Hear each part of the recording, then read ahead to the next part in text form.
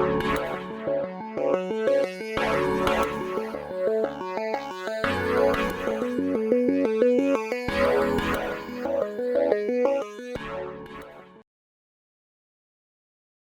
Mike for a very nice informal introduction. I tend to do this pretty informally. There are a lot of slides. They've been prepared with people viewing them after the event in mind, as well as what I'm going to say. So I'm going to simplify what I talk about. There will be more data on the slides. Don't be surprised if I don't cover every single piece of it. There's the disclaimer. That's gone. So first of all, set the scene. For those who don't know Solo, we are a portfolio investment company in oil and gas. It's run by oil and gas people, and our aim is to identify opportunities which present particular characteristics, which I'll come back to, use our own skills to actively manage, to assist the operator. We're not an operator. We don't go in the field and turn the valves. That's not what Solo does. It invests. It then works with the operator to deliver the results, using our expertise where we can. We expect the portfolio to grow, and we then expect things to be being sold out of the portfolio as well as bought in. At the moment, we're still in a portfolio growth phase. That's the team. And when I say that's the team, that is the team. There is no one else. There is not 50 people behind here in this company. It's a very low cost, operating cost. We buy in skills when we need them. The skills of the team, I'm a geologist, 40 years in the industry. Fergus is an engineer. Those are the two key skills, and a finance director. Actually, Dan just joined us about a month ago. So we have our new finance director, and our old finance director has stayed on, Don Strang, as a non-exec. So that's the team. This is really a reiteration of what I said before. It's a portfolio development company. We're looking only in the oil and gas space, only as a non-operator. We're looking for undervalued or overlooked opportunities where we can leverage the knowledge of the existing operator. Now, if you're an operator, and Mike mentioned I'm the chief executive of LGO Energy. We're in Trinidad. You expect to find, and you will in LGO, a team of people with many years of experience of working in Trinidad who know the local scene. We don't have that. I've just told you who's the team here. What we have is the operator, and what we do is manage the operator. So we're looking for very competent operators in the areas where they're delivering the asset performance, and we leverage that. And then we're raising capital, and we're applying that capital where it will add value, and closely monitoring, as I've said. So where's the portfolio development at the moment? This is the extent of it. We've been developing the portfolio for a number of years now. Our principal investments financially have been in Tanzania. We were an early mover in Tanzania. Tanzania is now known with Mozambique as a big gas province. No discoveries of any scale had been made when we started investing there 6 or 7 years ago. We have 2 investments there, and I'll come back to those in detail. We've been more recently investing in the United Kingdom. We participated in the much talked about Horse Hill well, which I'll have some remarks about, and we're now moving into a new license in the Isle of Wight. We have an investment in Canada. It's currently dormant, and a seed investment in Nigeria, also dormant due to very different factors in that case, both of which I'll cover briefly at the end of this talk. I can't read that. You probably can't either. I take a couple of things away from that. Our share price performance over the last year has been essentially flat.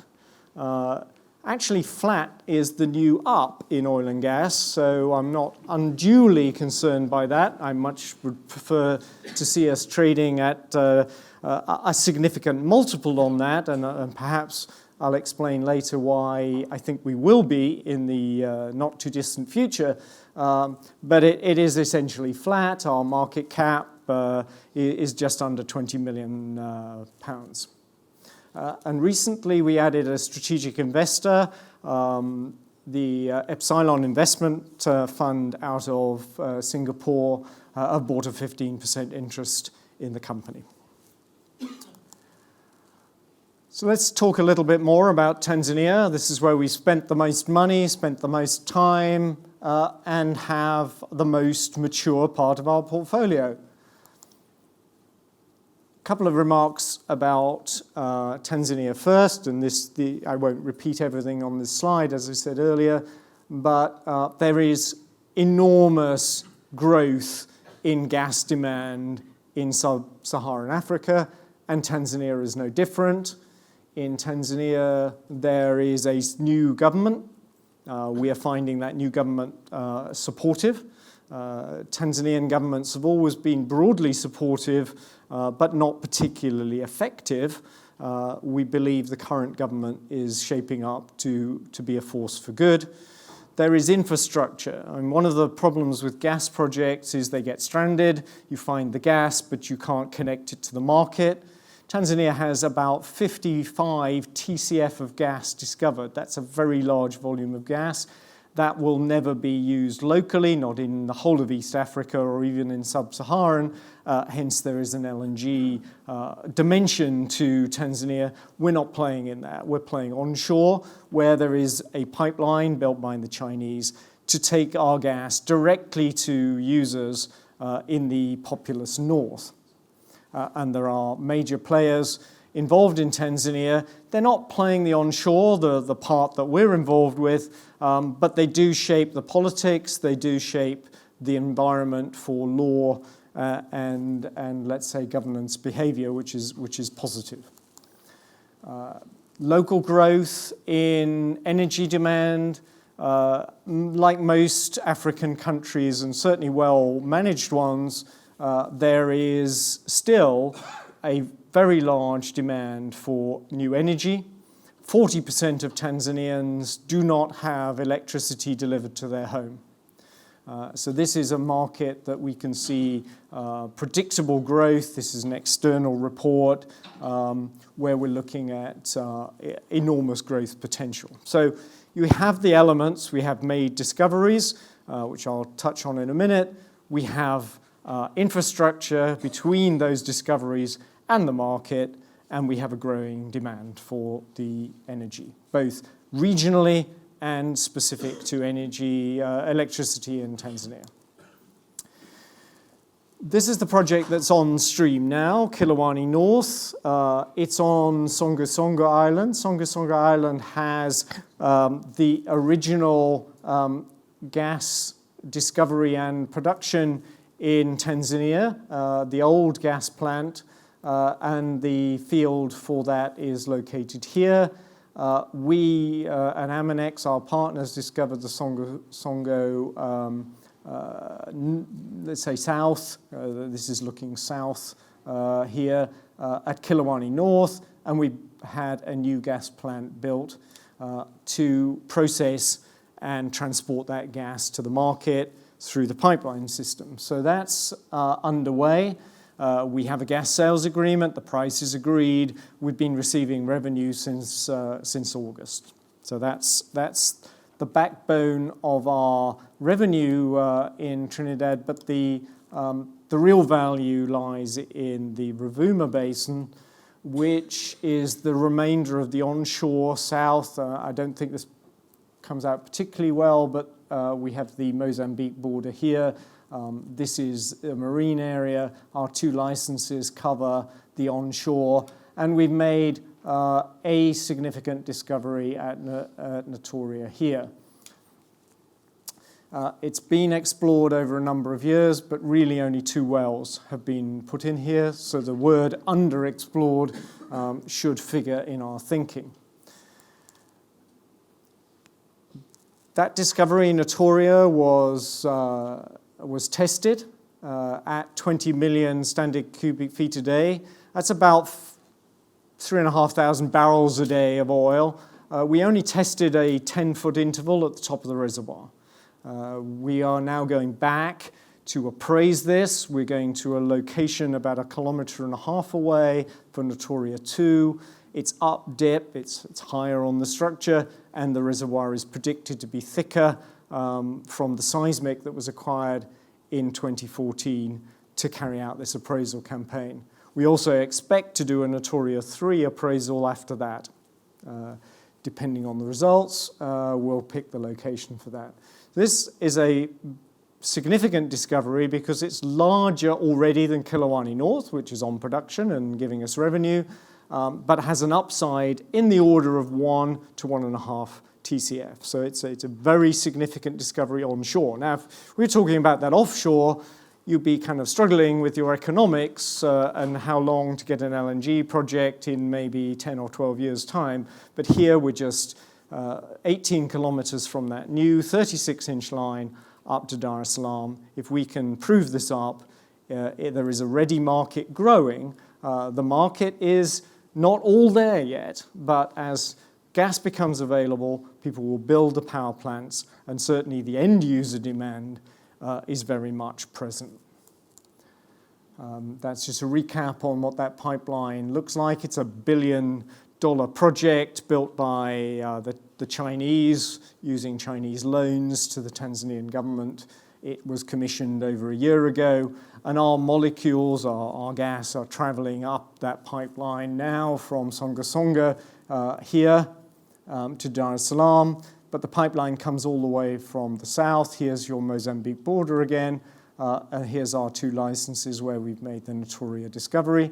There is one other producing field, Manazi Bay, which is also joining that pipeline. So as that demand grows, as the distribution from the end of the pipeline is built, we will continue to have a ready access to a market. So that's the Tanzania story. The UK, Horse Hill, huge amount of hype about this, and it clouds people's understanding, I think. Solo, I hope, has always been cautious and realistic in what it said about Horse Hill, but even so, it is an incredibly important discovery, proving that the Kimmeridge limestones in the Northern Weald Basin are naturally fractured and produce at acceptable, quite exciting rates of, say, 800 or 900 barrels a day on test is very, very significant. Now, people will remember 100 billion barrels and all kinds of nonsense. Of course, there's a lot of oil. There's a lot of oil in all source rocks. The problem is, how can you get it out? What is the recovery from this? And how are you going to do it? I can't answer those questions today, and nor can anybody else who's involved in that group. But with the test results that we had, I think they may be on this one. We haven't put up the numbers, but from the Kimmeridge alone, 2 tests at 600 and 900 barrels of oil a day, free-flowing, and from the Portland sandstone, a conventional reservoir, 320 barrels a day, limited by pump capacity. This is a very major discovery. But of course, it's 3 kilometers from Gatwick and has its problems with permitting and so on, and it will take time to move it through into commercialization. We've made the first step, which is to prove that it's there. The next step is long-term test, and the step after that, hopefully a development. Exactly what form that development will take and what recovery factors you can get are yet to be determined, and it's too early days for that. The oil is light, sweet, crude. When I give this talk in the south of England, in the home counties, I say, we moved it to the refinery, processed it, and you've probably used it in your car. Probably not true in Edinburgh. We don't move petrol that far in this country, but it is already being used, and the potential is enormous. And we're going to roll over our expertise and our investment from Horse Hill into our new license in the Isle of Wight.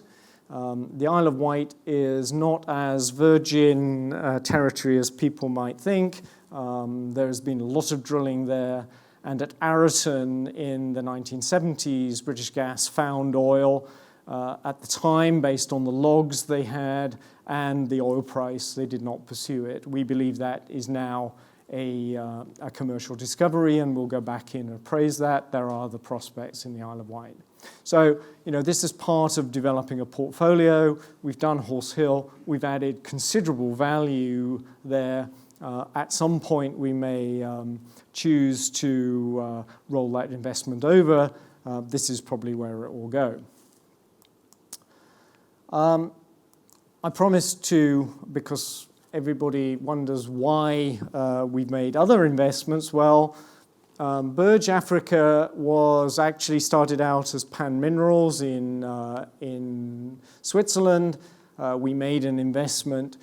We believe still today that the opportunity to get into what are called marginal fields in Nigeria, one of Africa's big oil provinces, is something that we should try and participate in.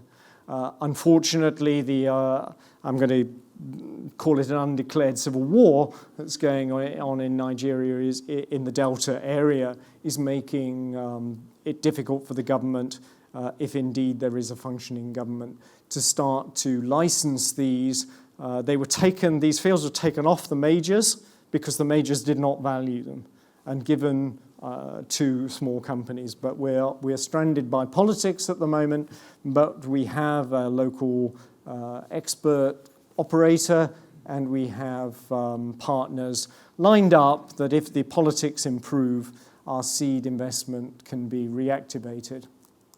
And in Canada, we made an investment in a reef, an old carbonate buildup, which had oil and gas in it. We know that. We drilled 2 additional wells there quite successfully. Unfortunately, the project in totality has ground to a halt because the operator currently is not solvent. So we are looking for ways to reactivate this project. We still own it. We own 28% of the leases, and we're looking for ways to put this back on stream. We know the oil's there. So if I can summarize that, I've left myself 3 minutes to do that. And here, unlike the previous ones where I said I'm not going to read everything that's on the slide, I will go through kind of every point on this.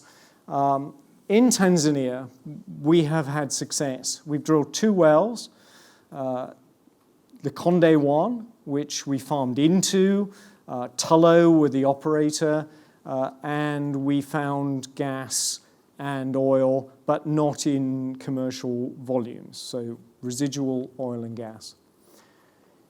We moved on to Notoria. Tullow had made a decision to strategically exit Tanzania, and Amonex took over as operator. We made a discovery. In fact, Tullow drilled the well to 2,000 meters and then exited the concession, handed over the keys to Amonex, and we and Amonex drilled another 600 meters to make the discovery. I don't think Tullow were particularly upset because it was a strategic decision for them, but for us it was a major step in our value generation. Commercial gas, we're calling it commercial. I think Amonex are being a bit more, let's say, prudent at this stage. I'm confident that with this market, with that pipeline, and with what we've already booked in terms of reserves, this is a project which will be commercial, but it could be a lot larger, hence the 2 appraisal wells that are being planned. And we're producing at Kilowani North already and taking revenue from that. In the UK, we've drilled 1 well. It was successful. The flow rates were spectacular and unexpected How we go forward with that particular development, we will see. And then the Isle of Wight is the next thing up in the portfolio. In Nigeria, we're waiting on the political scene to stabilise, and in Ontario, we need to reactivate that project if we can. And we continue to look for other opportunities to add value into the portfolio. There is a lot of distress in our industry at the moment, and we are looking at quite a lot of opportunities. Whether any of them match the expectations or strategy that we have laid out, and indeed whether we choose to fund them at this time, is unknown. But we continue to look in order to put low-cost opportunity onto the balance sheet. So that's my presentation. I'm happy to take questions, Mike. Thank you. Any questions, anybody? No hands going up? Well, I'll start with some then. I like cash flow. I know you know I do.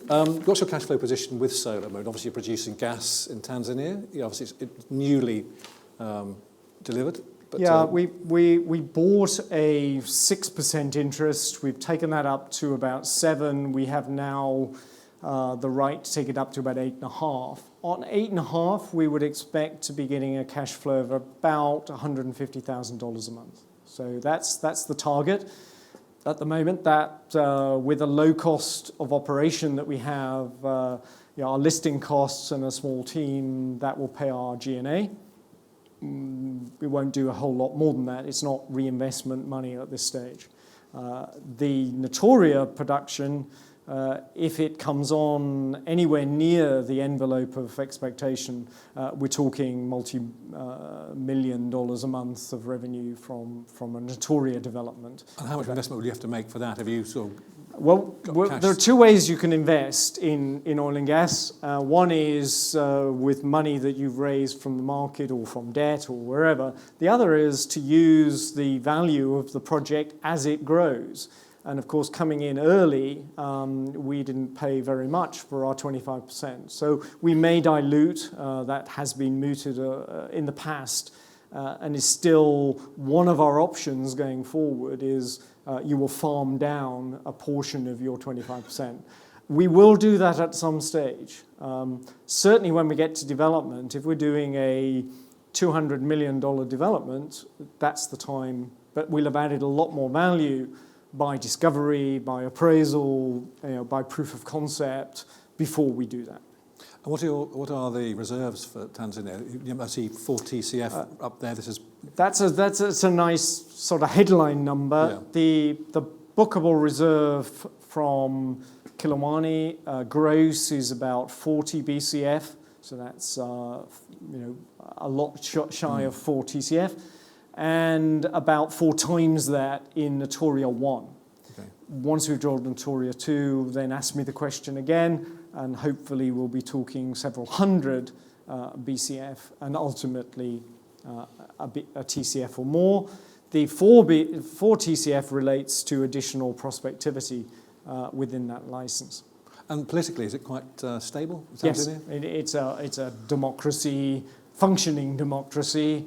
The government has struggled with things like foreign exchange, for example, governance, corruption issues, but only to an extent that we find quite acceptable. It's a functioning democracy working quite well. Okay. Anybody got questions? Oh, 2 hands now. Gentleman there, and then gentleman there. I'm sorry if you already said it, but if you could repeat, when did you make your initial investment into Nigeria? Into Tanzania. It was one of our early investments. It was the first well, Lakonde, was drilled in 2010. 2010. So 6 years ago. When did the civil unrest stop things from progressing? Sorry, did you say Nigeria? In Nigeria. Oh, Nigeria. I heard Tanzania. I apologize. Back up there. We made our first investment into Nigeria in 2013.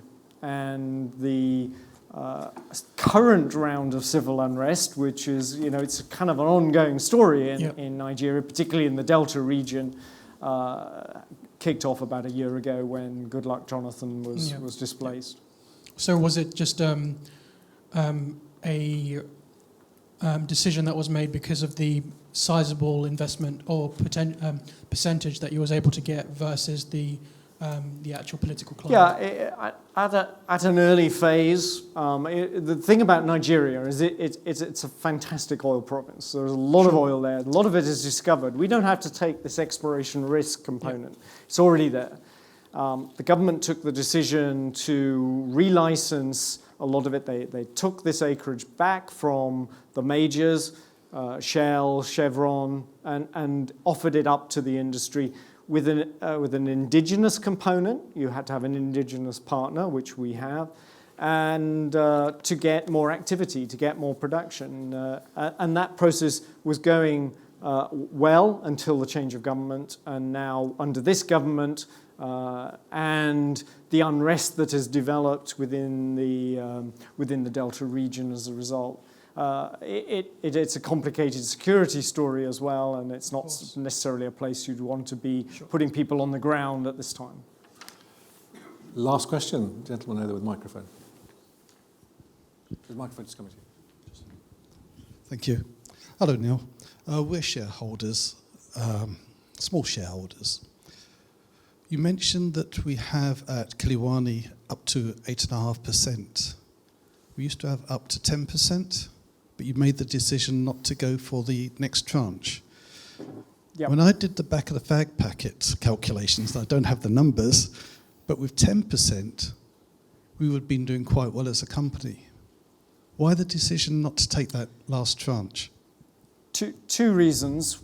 One is the current market conditions in oil and gas, as you well aware, are not favourable to raising money, and therefore we felt with the size of the Rovuma license prize relative to an additional 1%, 1.25% we actually decided not to take, we should protect our cash position and be fully funded for the Notoria appraisal program. So that was decision one.